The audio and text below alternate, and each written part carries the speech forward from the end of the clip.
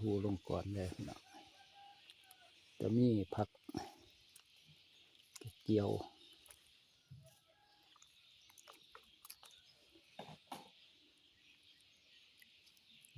กระเจียว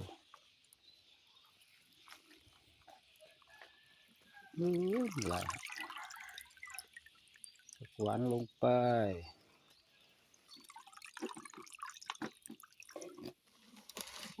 เต็มหมดเลยบ่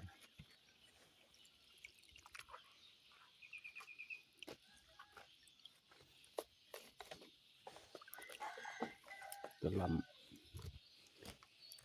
ล่ำปลี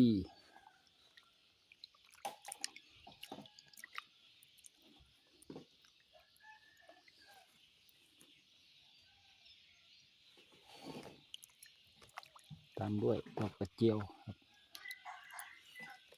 เรียบร้อยจีพริกตำเจียวพี่น้องเขือเทศ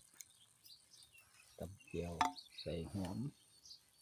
ยามเช้ารอชิม